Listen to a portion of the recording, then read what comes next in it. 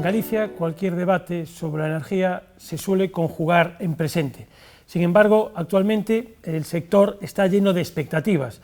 Es el epicentro de un proceso de cambio mucho más amplio, pero que tiene a la energía como eje casi transversal de muchos ámbitos. Los observatorios de Economía Digital Galicia quieren analizar hoy la energía que viene.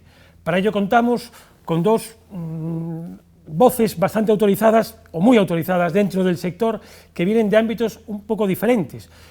Combinamos el mundo corporativo, el mundo empresarial con el ámbito científico, el ámbito técnico, y por eso creemos que eso puede enriquecer muchísimo más el debate. Tenemos con nosotros a Oriol Sarmiento, que es el decano del Colegio de Ingenieros Industriales de Galicia y director del Clúster de Energías Renovables de Galicia, una institución, una organización que aglutina una treintena de empresas que tienen su actividad o centros de trabajo aquí y que tiene una vida de unos 10 años. Bienvenido. Muchas gracias. Y tenemos también a Gerardo Rodríguez, que es el director técnico de Energy Lab. Energy Lab es el laboratorio de eficiencia energética y algo más, de energía en general, por excelencia en Galicia. Fundado en 2008, está aglutinado por el sector privado y también por el sector público. 7 grandes empresas, 7 grandes multinacionales gallegas están en su patronato, y también la Xunta de Galicia y las 3 universidades gallegas. Bienvenido. Muchas gracias, Julián. Pues para empezar a hablar de energía, que es un tema muy amplio, me gustaría vincularlo un poco a lo que tenemos ahora por delante y a este año que hemos sufrido. Quizás la pandemia y el COVID ha acelerado cambios que ya estaban en marcha dentro del sector energético. Bueno, yo creo que, por supuesto, la pandemia, el COVID ha afectado al sector energético, evidentemente es muy dependiente del sector económico y el sector industrial, y evidentemente se ha notado una disminución en el consumo y además también unos cambios en las tendencias de consumo. Evidentemente ha habido un menor consumo en las industrias, en las empresas, y ha aumentado el consumo residencial en energía. También lo hemos notado, por ejemplo, en el transporte. Evidentemente ha habido muchos menos desplazamientos y por tanto menos consumo de carburantes. Lo mismo pasa con el transporte por aviación, que pues creo que ha disminuido también hasta un 90%, en valores muy altos, ¿no? Por otro lado, está lo que comentas tú, las noticias positivas. O sea, por un lado, creo que lo que ha hecho esta pandemia es acelerado unos procesos que ya estaban en marcha. O sea, nosotros ya estamos en un escenario de clara transición ecológica o energética, y lo que ha provocado la pandemia es la aceleración de esta transición, vía, pues, por el apoyo que va a dar Europa a determinadas líneas de ayuda, los estados, etcétera, etcétera, y que de alguna manera pues son la consecuencia positiva, voy a decir, de toda esta pandemia. Asistimos al adiós al carbón, por decirlo de alguna forma, ¿no? En este último año. Eso ha implicado también que en el mix energético, bueno, pues el peso de la energía eólica y la energía hidráulica pues prácticamente sea de un 70% en la producción gallega, ¿no? ¿Cuál será el mix energético gallego a medio plazo? Bueno, pues buena pregunta, ¿no? La verdad es que en línea con lo que comentaba muy interesante también Oriol antes, ¿no? Desde luego, bueno, pues veníamos obviando el año pasado, veníamos de un entorno, un escenario donde, bueno, pues se iba conteniendo el consumo energético, ¿no? Pero bueno, enmarcado dentro de una relativa recuperación económica, ¿no? Y bueno, el año pasado pues ha sido un parón, ¿no? Un parón, pues bueno, que por ejemplo, pues desde el punto de vista del consumo de energía, aunque pueda parecer poco, los primeros resultados y balances que están haciendo ahora pues cifran en torno a un 5% de reducción del consumo de energía, ¿no? Que a nivel país pues es algo bastante importante, porque al final parados pues hemos estado poco tiempo, ¿no? Y en otra tipología de combustibles, como pueda ser pues combustibles de automoción, pues las bajadas pueden ser hasta de un 20%, ¿no? En el caso particular del carbón, bueno, incidiendo en lo que comentaba Oriol, pues estamos enmarcados en un proceso de transición energética, donde, bueno, pues el carbón es uno de los combustibles fósiles con mayor impacto en emisiones de CO2 y que enfrentaba pues un escenario de cambio a varios años vista, de una serie de centrales. En España, en Galicia en particular, pues tenemos 2 grandes centrales, como es el caso de Meirama y As Pontes, y bueno, pues este año lo que ha hecho es acelerar todo, ¿no? Y ahora mismo pues nos enfrentamos a un escenario donde a muy corto plazo el carbón, que suponía un 25% de la generación energética en Galicia, va a desaparecer, ¿no? Y va a ser sustituida probablemente pues, en una gran parte pues, en energías renovables, muchas de las cuales, pues, bueno, Galicia ya es líder, como es en el caso de la eólica, la hidroeléctrica, ¿no? Y otras bueno, que tendrán que aparecer para cubrir ese hueco, ¿no? Y no me quería olvidar también pues, bueno, de esa otra fuente energética que sería la eficiencia energética, ¿no? Porque al final hay un importante consumo de energía, digamos que una demanda que la podemos cubrir pues, mejorando la eficiencia energética de los procesos finales, ¿no? Este proceso de transición se ha llevado por delante en un año 2.000 megavatios de potencia instalada en Galicia. Hablabas de Aspontes y Meirama, ¿no? Que son las centrales térmicas. Y aquí esto todo se enmarca en un proceso de transición justa, ¿no? Aquí en Galicia hay mucha gente que se debate, bueno, ese apéndice de justa todavía no lo ve claro, ¿no? Porque por el coste en miles de empleos, esos 2.000 megavatios también llevan consigo aparejados muchos empleos que están en el aire, ¿no? Vemos alternativas, precisamente para estas comarcas que además eran monodependientes prácticamente de un sector como por ejemplo el térmico. Bueno, yo creo que en primer lugar el cierre del carbón de alguna manera era la crónica de una muerte anunciada, o sea, teníamos todos muy claro que el carbón se iba a cerrar. Es verdad que trabajábamos en unas planificaciones de cierre a lo largo de la década de 2020, incluso alguna central pues probablemente tenían una expectativa de vida hasta 2030 y poco, y lo que ha hecho, ya no solo la pandemia, yo creo que esto ya viene de atrás, esto ya viene de los acuerdos de París de 2015 y de alguna manera de toda la normativa que está saliendo y las líneas directrices que se generan en Europa, y en último lugar pues el aumento de precio de la reducción de emisiones, ¿no? Y de las emisiones. Y realmente es un escenario que de alguna manera iba a ser tarde o temprano, ¿no?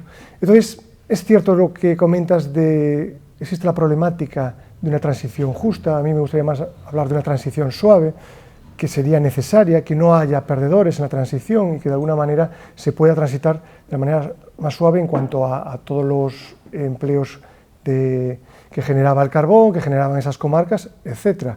Pero es cierto que hay que mirar también al futuro y a todo lo que va a venir, ¿no? Entonces nosotros, de alguna manera, tenemos que tener muy claro el escenario que va a haber después. O sea, yo creo que lo que es importante es saber, por ejemplo, qué se va a hacer después en zonas como Aspontes. Entonces, las buenas noticias que vienen son pues, que ya haya unas expectativas de parques eólicos, que haya una expectativa de planta de hidrógeno, que haya también expectativas de planes industriales, el plan Future que, por ejemplo, tiene previsto Endesa en Aspontes. Creo que todo eso, de alguna manera, es hacia donde tenemos que mirar, ¿no?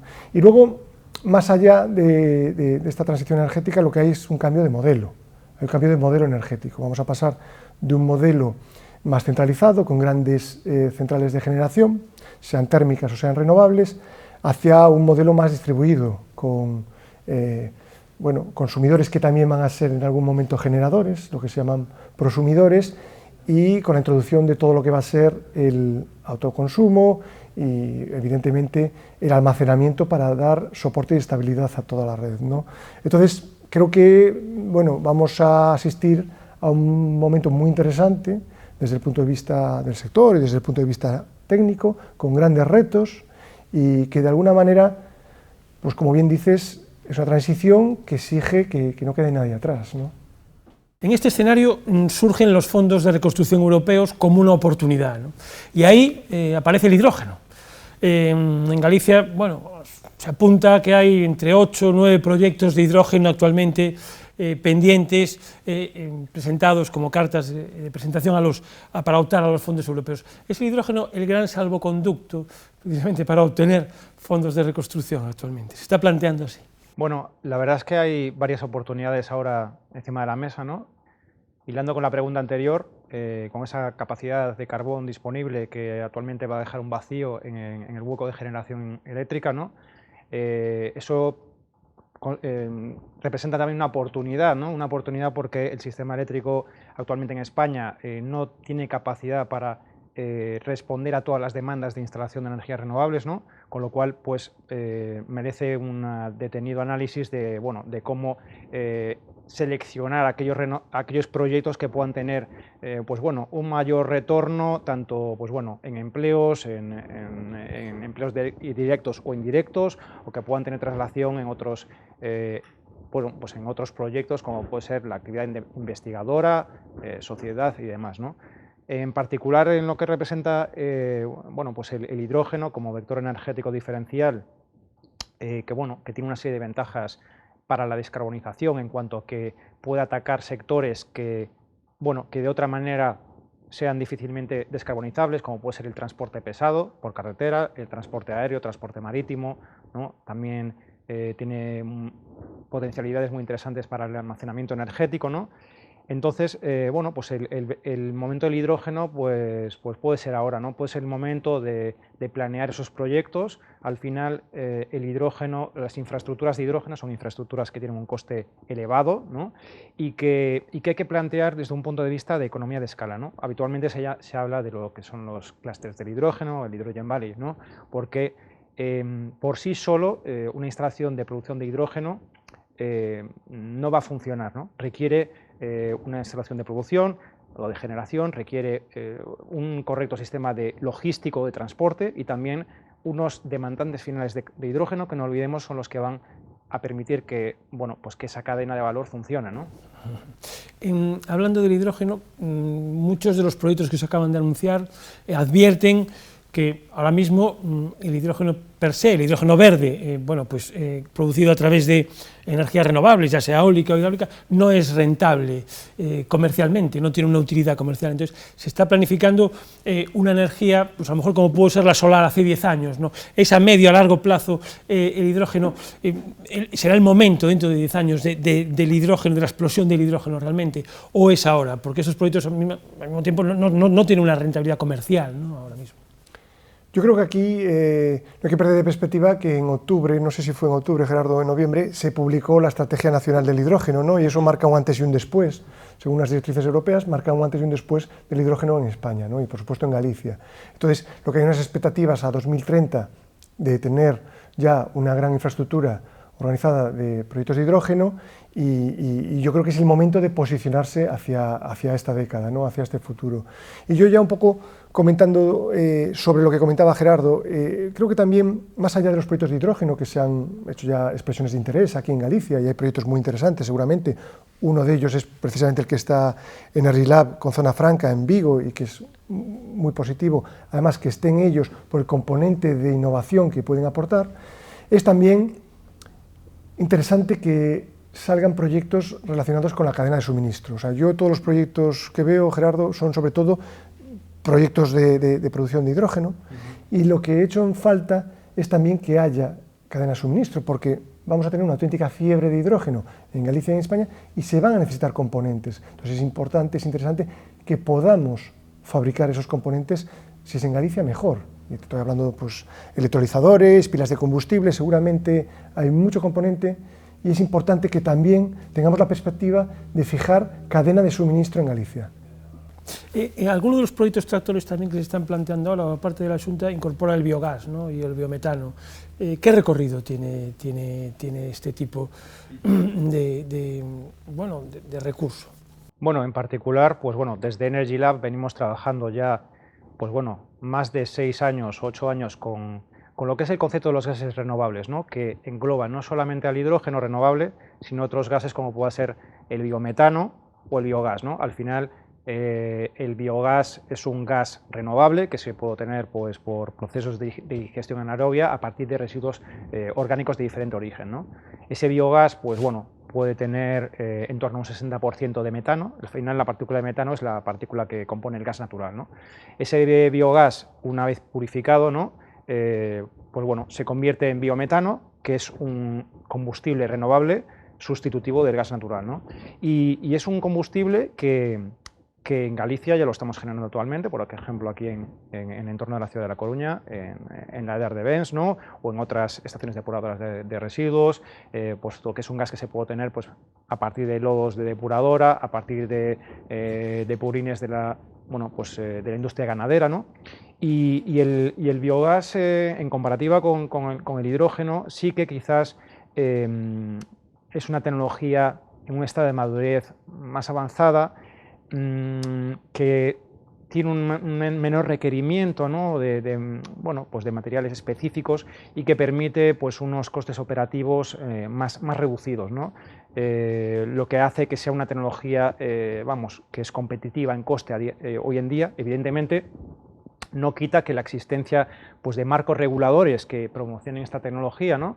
Como es el caso del biogás, ¿no? Marcos reguladores que permitan, pues, afrontar proyectos de inversión a medio plazo, ¿no? Pues, bueno, con un horizonte de costes, un horizonte bueno, pues de remuneraciones, es necesario, evidentemente, ¿no? Pero en general, lo que es el concepto de los gases renovables, no se circunscribe exclusivamente al hidrógeno. Como comentábamos antes, el hidrógeno es una apuesta que tenemos que hacer, ¿no? Y que hay que plantearse hoy en día, ¿no? Pero también enmarcada en el ámbito de otros gases, ¿no? que son complementarios, ¿no? Porque al final, bueno, pues nosotros estamos haciendo algún proyecto donde, bueno, pues incluso en procesos de digestión anaerobia puedes también obtener hidrógeno renovable, ¿no? El hidrógeno habitualmente se obtiene por proceso de transformación electroquímica a través de pilas de combustible, ¿no?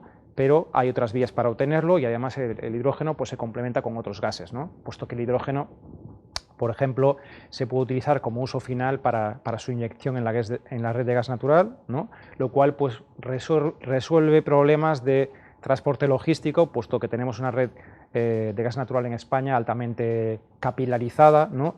Lo que permite, pues, bueno, ubicar proyectos de generación de hidrógeno en puntos cercanos a la red de distribución de gas y que se pueda inyectar ese hidrógeno directamente en la red de gas, ¿no? Para su uso final en cualquier otro punto de la red. Ahí entramos en la economía circular, ¿no? por decirlo de alguna forma, que también hay proyectos en este sentido, porque el uso de purines para producir biogás biometano bueno, resuelve un problema que en Europa es muy importante, sobre todo, no tanto en Galicia, pero en Cataluña el de los purines es un problema muy grave, ¿no? En ese sentido, el uso de los biocombustibles, el tema de los lodos, nos encontramos, por ejemplo, con que hay un proyecto alternativo para producir energía en Aspontes, el uso de 350 megavatios de Endesa con lodos. Como técnicos, como especialistas en el sector, ven ya no creíble, sino viable que se puedan producir lodos, se puedan utilizar 300 megavatios de potencia instalada para producir lodos en Aspontes. Bueno, esta es una pregunta ya así más complicadilla. De todos modos, empezando, efectivamente, la Unión, uno de los vectores en los que gira toda esta recuperación es, como bien dices, la economía circular, ¿vale? Y aquí, pues aportando un poco a lo que decía Gerardo, evidentemente, más allá de la valorización energética que tienen determinados combustibles, está el valor que tiene en su recuperación o su eliminación y, de alguna manera, completar ese círculo de la economía circular, ¿no?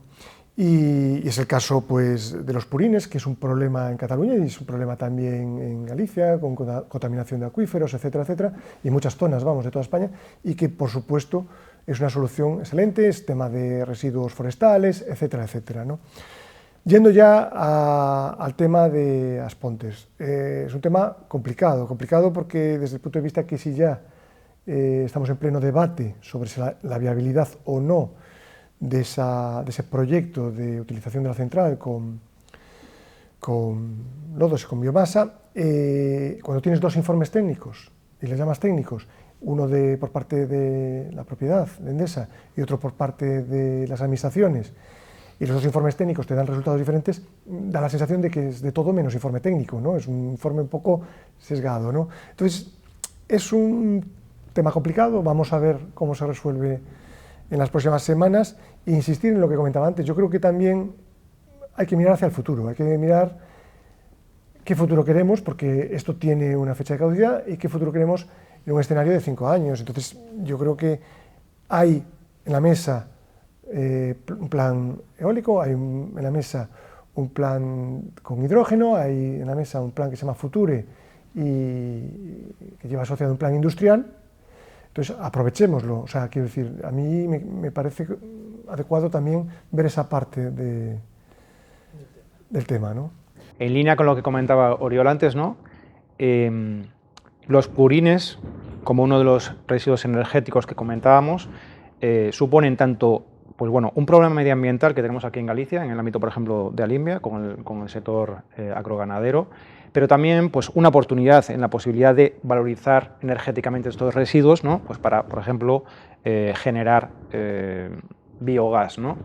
Entonces, el tema es que, bueno, tiene una serie de dificultades logísticas, pues que, por ejemplo, la mayoría de las explotaciones en Galicia pues están atomizadas y están dispersas por el territorio, ¿no? Entonces, tiene un problema de planificación en cuanto a que la ubicación de la posible central donde se concentren esos residuos y se valoricen, ¿no? Pues es un factor clave para la rentabilidad de esa posterior valorización, ¿no? Comentando al hilo de lo que comentabais anteriormente, una posibilidad sería su valorización por combustión, por ejemplo, quemándolo también combustionándolo con otros combustibles fósiles, o también otras alternativas que también están encima de la mesa, con proyectos tractores para su valorización energética en centrales, digamos, de valorización de residuos orgánicos, ¿no? En forma de biogás, biometano, etcétera, etcétera, ¿no? Con la posibilidad de su inyección a red, ¿no? Entonces está todo eso encima de la mesa y, bueno, pues será labor de las administraciones, bueno, pues elegir las mejores alternativas, ¿no? Hay otro debate que vuelve, que nos lleva de nuevo a la energía eólica, ¿no? Estamos asistiendo a un boom. El año pasado la energía eólica representó el 40% de la producción eléctrica en Galicia, es prácticamente el doble de la media nacional. ¿Dónde está el techo de la energía eólica en Galicia? Porque las empresas tienen una posición, los grupos ecologistas tienen otra posición, las sociedades y las comunidades de propietarios también. ¿Dónde está el techo? Y si ese techo o si el futuro de la energía eólica debe pasar por la repotenciación antes que por la instalación de nuevos parques o de muchos parques. Bueno, esto es una buena pregunta. Lo que pasa es que más que hablar de techo, vamos a ver qué somos capaces de proyectar en los próximos años y también a qué ritmo somos capaces de hacerlo, ¿no? Está el tema de las tramitaciones administrativas, etcétera, etcétera, ¿no? Por un lado, por ejemplo, la Asociación Eólica creo que cifra en 500 megas lo que puede entrar cada año en Galicia, estaríamos en esas posibilidades. Y sobre el tema de la repotenciación, pues no sé, como buen gallego yo contestaría que depende, ¿no? Cada caso es diferente. Es verdad que en Galicia tenemos unos parques que ya empiezan a tener una antigüedad, hay muchos parques que ya superan los 20 años, parques que superan 15 años y que tarde o temprano evidentemente van a tener que ser susceptibles de esa repotenciados porque por un tema también estos parques están en las zonas con mejor recurso eólico y por un tema también de eficiencia energética, ¿no? Entonces yo creo que vamos a asistir probablemente a lo largo de la década a proyectos de los dos tipos y luego está por supuesto también todas las posibilidades que nos va a dar la eólica offshore, ¿no? En ese sentido, la eólica offshore hay determinados proyectos vinculados de grandes compañías, ¿no? En Galicia está Iberdrola, que está planificando. Va a dar mucho juego la offshore a futuro.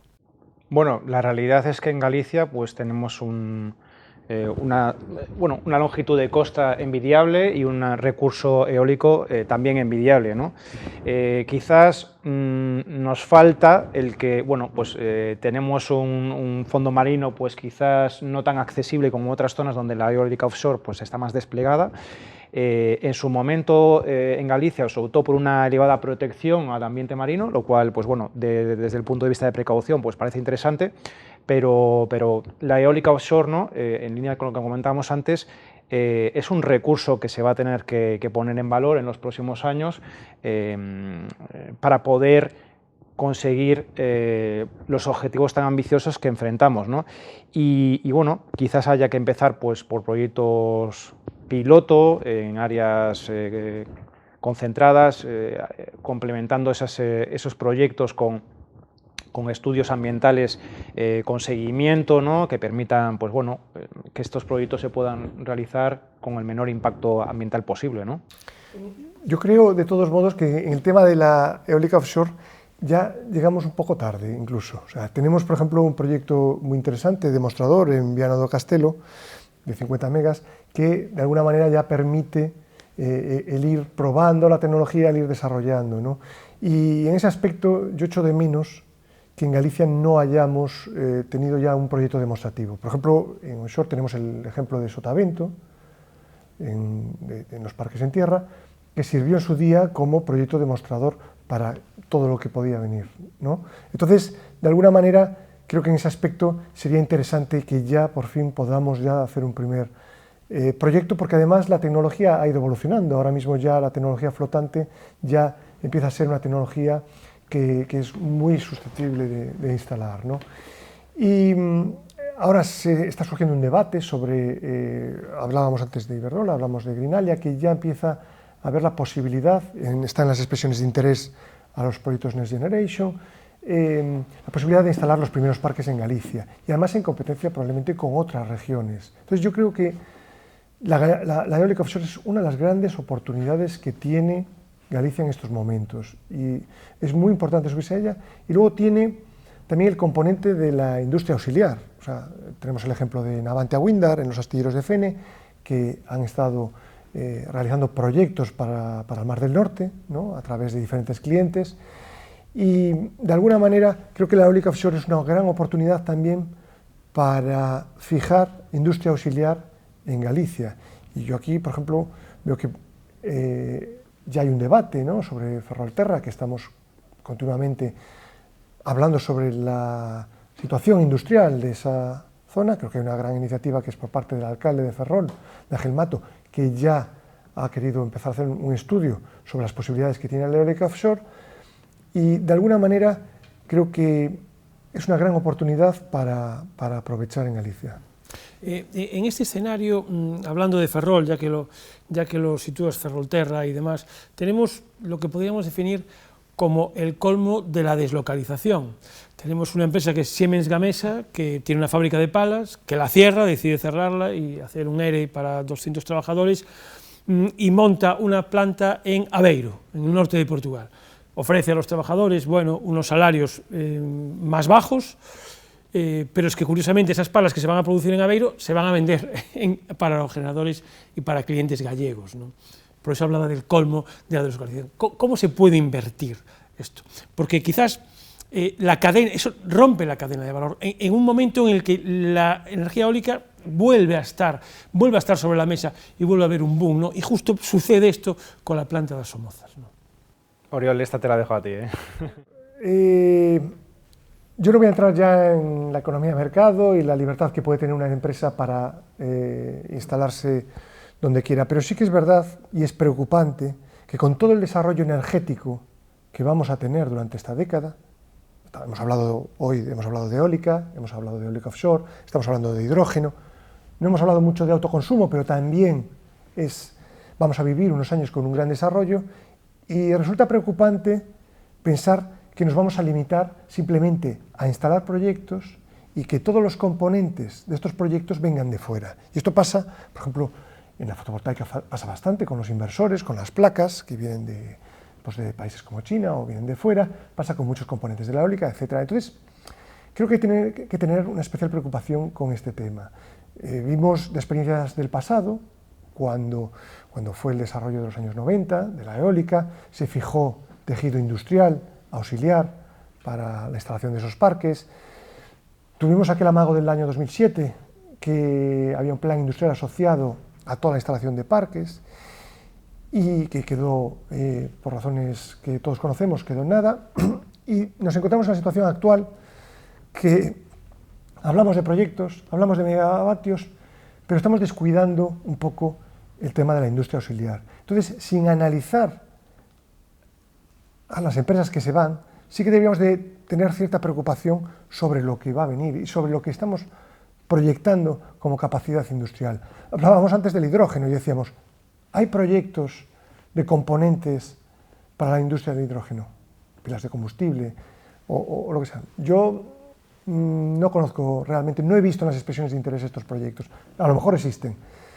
Y luego hay temas también que es importante incidir en cuanto a la cadena de suministro, que podría ser el tema de la ingeniería y el tema de la innovación. De la innovación seguramente Gerardo hablaría mucho más y mejor que yo, pero es importante también incidir que hay que invertir en conocimiento. O sea, no podemos limitarnos a crear una gran infraestructura energética. Tenemos también que invertir en los centros tecnológicos que tenemos para que desarrollen nuevos equipos, para que desarrollen conocimiento en torno a todo ese cambio de modelo que viene.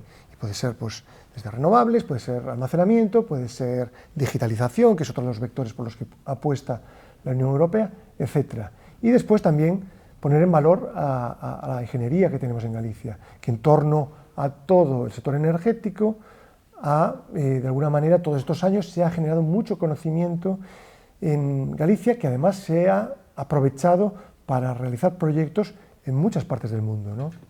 Frente a la década de los 90, ese parón de esos 10 años, ¿no?, que hubo en el desarrollo de la energía eólica, influyó, como dices, en la cadena de valor del propio sector, en cierta medida, y a lo mejor retrasó también la aparición o la irrupción de alguna gran empresa de capital gallego autóctono, porque tenemos empresas medianas que están haciendo muchas cosas, tenemos empresas pequeñas auxiliares, empresas medianas energéticas, pero no tenemos una gran multinacional gallega. ¿Para cuándo? ¿Para cuándo? Cuando tenemos el recurso. Bueno, yo desde el ámbito de la I+D, ¿no? Bueno, al final multinacional, pues bueno, a medida que una empresa se hace grande, pues también pierde su arraigo local, eso está claro, ¿no? Pero bueno, quizás hay alguna de las multinacionales del sector energético, pues bueno, que tienen cierto arraigo en Galicia y esperemos que lo siga manteniendo, como es el caso del grupo Naturgy, ¿no? Y bueno, sin obviar esto, también me parece muy importante, como comentaba también Oriol, ¿no?, el invertir en el tejido investigador, ¿no? No solamente en los centros tecnológicos, sino también en las universidades, porque eso es lo que permite generar también pues bueno, conocimiento y transferencia tecnológica, ¿no?, que permite, juntamente con las empresas auxiliares, generar un tejido productivo que sea competitivo, ¿no? Al final, pues bueno, las multinacionales se pueden ir de un lado a otro, ¿no?, pero el tejido productivo, el conocimiento, el know-how, es el que puede quedarse aquí, ¿no?, más tiempo, ¿no? Entonces, yo creo que es un buen momento para que, bueno, las empresas gallegas, ¿no?, pues puedan aprovechar estas oportunidades para crecer. Todos estamos de acuerdo en que es una gran oportunidad la que tenemos enfrente, pero bueno, más que una empresa en particular, yo creo que es el sector y los agentes de la cadena de valor los que tienen que reforzarse, ¿no? Porque si solamente uno, pues bueno, hablamos de una fábrica o hablamos de, bueno, pues sí, podemos tener una muy buena fábrica, ¿no?, pero si la fábrica se va, pues no tenemos tejido, ¿no? Y hablando del sector energético, nos faltaría una pata, ya un poco para rematar, ¿no?, que son las administraciones públicas, ¿no?, en la triple función casi de legislador, de regulador y de adjudicatario, ¿no?, refiriendo al sector energético. Desde vuestros ámbitos respectivos, ¿qué le pediríais a las administraciones públicas? Bueno, yo creo que tú lo has dicho, que quizá la primera pata sería el parón legislativo. Yo creo que es importante, y lo hemos visto por las experiencias del pasado, tener un marco jurídico estable, ¿no? Hemos visto pues como de alguna manera el parón de las renovables que hemos tenido durante la pasada década, hemos visto, por ejemplo, el parón que tenía el autoconsumo, que no estaba paralizado completamente hasta hace escasos 2 años, ¿no?, y que ahora mismo tiene un gran desarrollo. Entonces eso es importante. Y luego, evidentemente, que en el papel también de tramitación administrativa es importante que haya agilidad, siempre buscando un punto de equilibrio en cuanto a temas como la seguridad industrial, los impactos ambientales, etcétera, etcétera, ¿no? Es importante. Luego hay también, yo creo que también hay un factor importante dentro de la administración, que es el que puede ser incentivador y de proyectos demostradores, ¿no? Incentivador en el sentido de que las administraciones pues, pueden impulsar determinados sectores a través de ayudas, y esto es un tema que, bueno, es uno de los motivos también de la charla de hoy, y también el tema quizá de proyectos demostradores, ¿no? Hablábamos antes, por ejemplo, de Sotavento, hablábamos antes de la posibilidad de impulsar, a veces es suficiente con impulsar proyectos demostradores de diferentes tecnologías que todavía están verdes, para que esto permita que luego haya un desarrollo industrial y un conocimiento asociado. Es importante también, por ejemplo, en este tema de las ayudas que hablábamos, también el tema del I+D y todo el tema relativo a conocimiento, ¿no? Es importante que de alguna manera se impulse. ¿Y desde el I+D? Desde el ámbito técnico. Lo que les pediría es bueno, que nos dejen participar, evidentemente, ¿no? Aportando propuestas, ¿no? Encima de la mesa, porque bueno, está en su labor pues, bueno, el balancear los diferentes intereses. Desde luego, por el ámbito investigador, pues necesitamos asimismo, ¿no? como la industria, pues unos ámbitos, digamos, estables, ¿no? Desde el punto de vista pues, de convocatorias, programas de financiación pública, ¿no? A los que podamos presentar proyectos y en los que, bueno, en la medida en lo que los centros tecnológicos, nuestra capacidad de inversión, pues podamos hacer apuestas, ¿no? Bueno, pues para contribuir con el tejido industrial en estos proyectos tractores, ¿no? Bueno, en esa gran percha que le hemos puesto a este debate, que es la energía que viene, yo creo que nos ha dado tiempo a repasar todo, a repasar las nuevas tecnologías, a repasar también el papel, el rol de las administraciones, como hemos dicho ahora, el papel de la cadena de valor, ¿no? la situación y los problemas un poco de cada uno de los sectores dentro de la eólica, dentro del mix energético gallego. Yo quiero agradecerles especialmente la presencia hoy aquí y convocarles a otra, porque el de la energía va a ser un sector que va a dar mucho que hablar en el futuro. Muchas gracias. Gracias a vosotros. Muchas gracias, Julián y Oriol. Ha sido un placer.